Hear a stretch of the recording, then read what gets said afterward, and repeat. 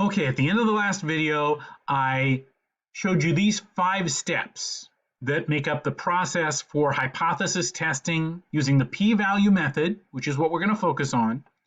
And I promised you I'd explain more about how they work. So let's go in and look at these steps more closely now.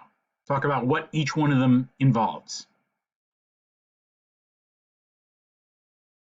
Step 1, state the hypotheses and identify the claim. So here you're going to write down the claim that you're testing in the form of an equation or inequality. And you're also going to write down the opposite, and then one of those is going to be the null hypothesis, and one is going to be the alternative hypothesis. The null hypothesis is the one that involves equality. It's always going to be something equals something. And the alternative hypothesis is always going to involve a difference. It's going to be something does not equal something, or something is greater than something, or something is less than something. So let's say, for example, you're testing the claim that the average income of elephant trainers is $78,000. How would you express that as an equation or an inequality? Remember, mu stands for the average or the mean. In this case, the average income of elephant trainers. And the claim is that that average is $78,000. So we'd write that like this: mu equals 78,000. The mu stands for the average income of elephant trainers, and we're claiming that that is equal to $78,000. So that's the claim. Is this the null or the alternative hypothesis? Well, it's got an equal sign in it, so it must be the null hypothesis. The null hypothesis is always the one with an equal sign. Okay, so what is the null hypothesis? Well, we just said the null hypothesis is mu equals 78,000. What is the alternative hypothesis? Well, that would be the opposite of this. Either mu is 78,000 or it's not. So the alternative hypothesis would be that mu does not equal 78,000. And by the way, if we were actually doing this test, it would be a two-tailed test because the alternative hypothesis has a does not equal sign. We're not interested in whether the average is specifically more or specifically less than 78,000. It either is 78,000 or it's not.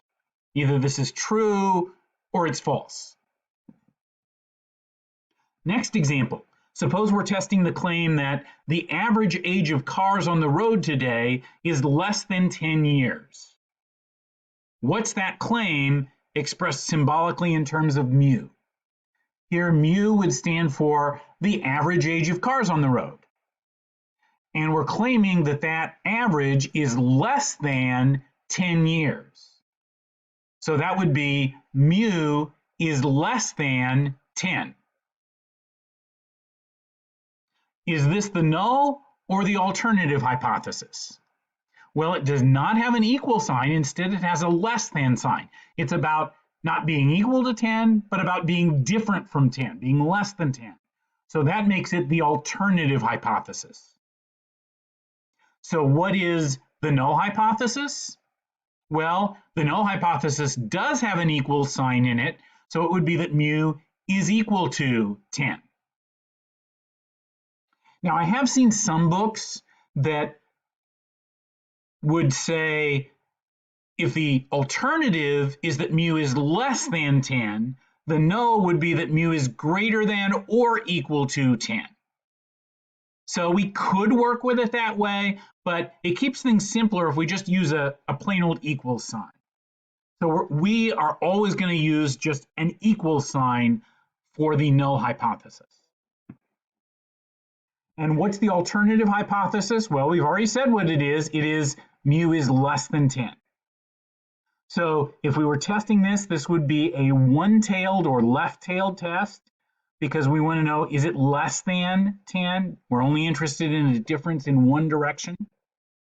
And notice that the null hypothesis and the alternative hypothesis are the same except for the sign in the middle. They both have a mu, they both have a 10, same number. They just have an equal sign for the null and a less than sign for the alternative. Next example. The average cost of a 32-inch TV used to be $200, but it's different from that now. Okay, how would you write that in terms of mu? Here, mu would stand for the average cost, what it is now for a 32-inch TV. And we're claiming that it's different from $200. So I would write that as mu is not equal to 200. Is that the null or the alternative hypothesis? Well, since it's got a does not equal, it's the alternative. We're talking about it being different from 200.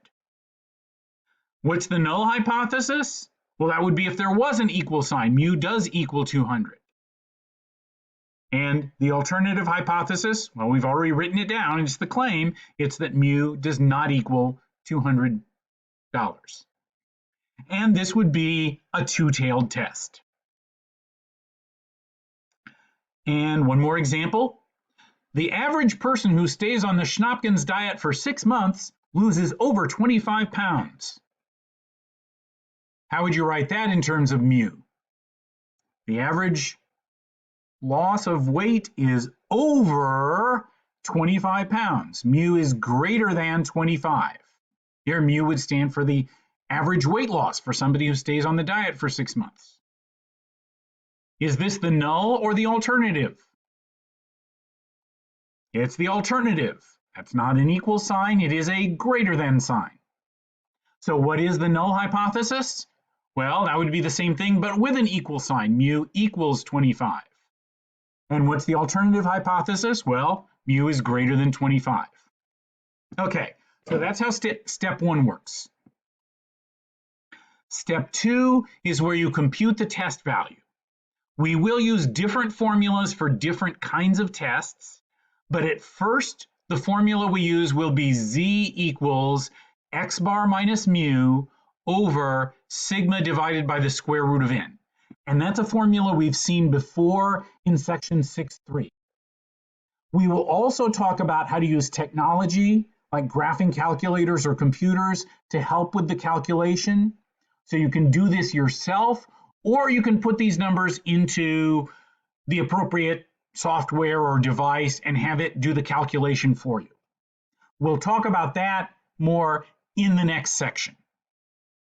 Step 3, find the p-value. I'm going to put that off until the next section also, but that's something that a graphing calculator or computer app or something like that can help you with as well. So we'll talk about various ways of coming up with the p-value.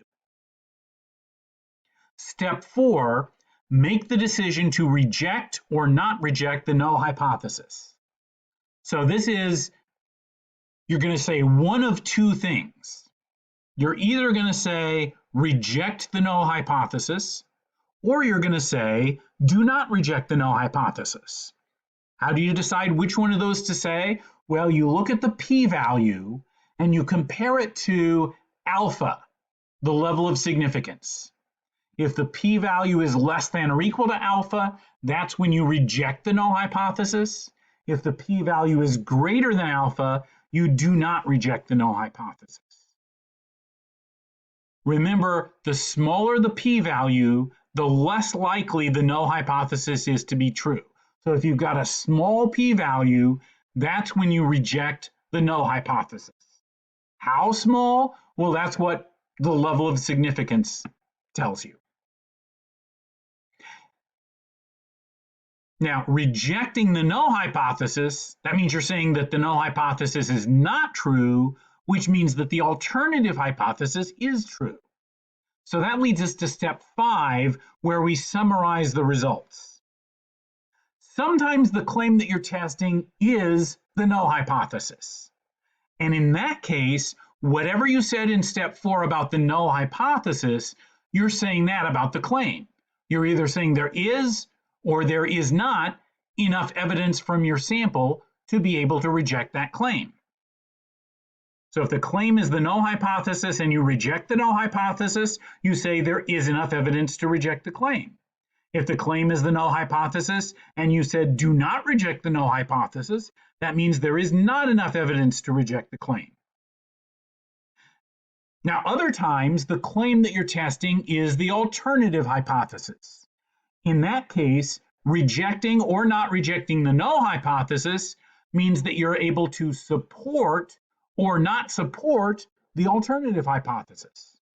If you reject the null, there is enough evidence to support the claim.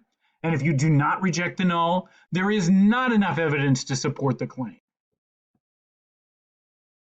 So let's work through some examples. Remember, there's 4 possibilities depending on whether the claim is the null or the alternative, and on whether in step 4 you said to reject or not reject the null. So suppose you're testing the claim that mu equals 15, which would be a null hypothesis. And when you get to step 4, you say, reject the null hypothesis. The claim was the null hypothesis. You said you were rejecting the null hypothesis. So then you would say, reject the claim. There is enough evidence to reject the claim. Okay, what about if you're testing the claim that mu equals 33.5, which is the null hypothesis? And when you get to step 4, you say, do not reject the null hypothesis. Then you would say, do not reject the claim. Not rejecting the null hypothesis is the claim, so do not reject the claim. Okay, what if you're testing the claim that mu is less than 20? Since that's about a difference, it's the alternative hypothesis. And suppose when you get to step 4, you say, reject the null hypothesis.